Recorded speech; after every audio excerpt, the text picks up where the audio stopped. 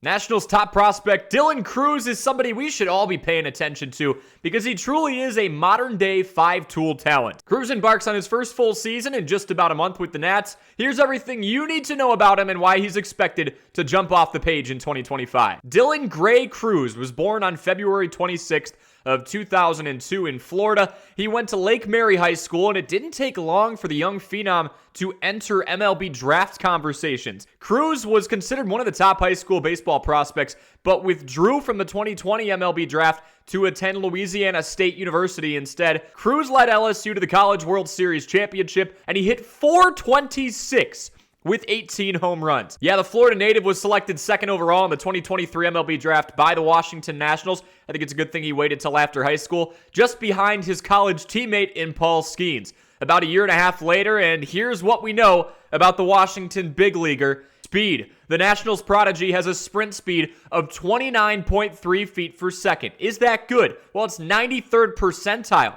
The league average is 27 feet per second, meaning Crews is blowing by the average big leaguer. He's blowing him out of the water. 12 stolen bases in 31 games of big league experience last year would indicate that Crews isn't bashful with this speed either. Also, I know this isn't exactly how it works, but if you were to stretch Dylan Crews' stolen base rate over the course of a full 162-game season last year, he would have had 62 stolen bases. Match that up to last year's leaders, and he's second among all big leaguers behind only Elly De La Cruz, who had 67. No big deal. It doesn't hurt to be an outfielder with that attribute either. This only helps the 22-year-old have an expansive range that's matched by very few. So let's advance over to our second tool, fielding.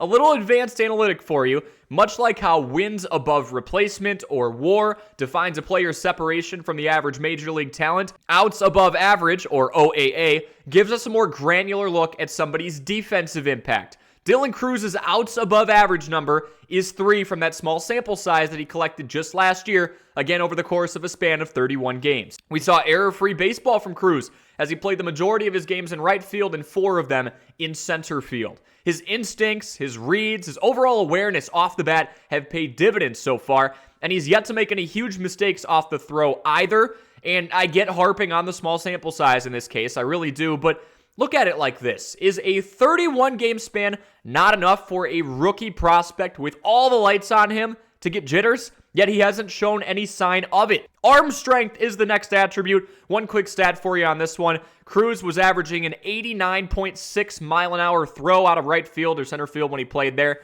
That's in the 83rd percentile. His strong arm makes him a defensive asset in center or right field. Match that with the speed, the range, the reads off the bat, the awareness, and a strong arm. We got a pretty good prospect and a pretty good big leaguer up to this point. Hitting for average is the next attribute. And for analysis on this one, Crews demonstrates better than average plate discipline, chasing pitches outside of the zone less frequently than the typical MLB player. To get granular on you again, his chase rate is at 26.6%.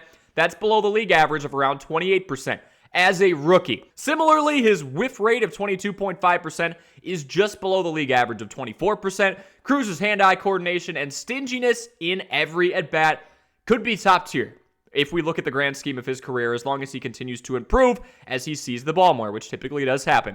Not to mention he's got another recent prospect in James Wood, who seems to be living proof that the pipeline development in Washington is working quite well. Even walk rates that are above average and strikeout rates that are below average can help the 22-year-old slash line in the future. Now for power, Dylan Crews is not going to be a 35 to 40 home run per year hitter, and that's honestly okay.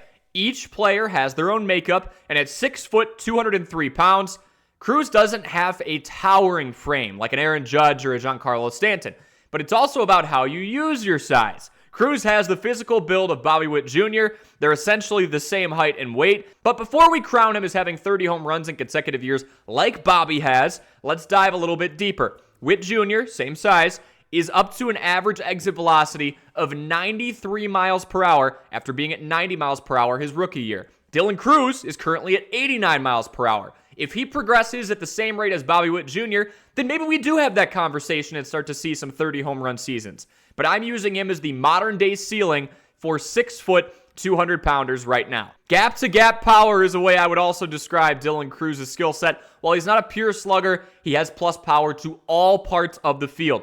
making Cruz a versatile hitter. And this is what I mean when I say, hey, he doesn't need to hit 30 to 40 home runs a year. Doubles in the gap. In both gaps, will play too. Cruz is in the 75th percentile for hard hit ball percentage, right at 45%, with a league average hanging around that 39% mark. This guy is barreling up the ball, even if it's not going over the wall yet. This is a stat we can use to get past a lower average in that small sample size of 31 games, because it does show that the Nationals prospect, he has the timing down already. One of the hardest parts of being a Major League Baseball hitter is the timing, and he's been impeccable at it. The last aspect, I would say the sixth tool out of the 5 tools, a little bonus here for you, isn't much of a stat at all. It's that Dylan Cruz knows what it's like to win. He was a College World Series champion at LSU back in 2023. Spikes Award winner, best college player. He is a proven winner. He's got a high baseball IQ, great leadership. He's been around great leaders, and he thrives under pressure. Remember, this is a 5-tool player. Cruz excels in multiple areas. His rare combination of all 5 aspects makes him a future cornerstone for the Washington Nationals. That's all for now. I hope you found this video helpful. Leave a like, subscribe, and comment any video suggestions you have for the future, and we'll see you in the next one.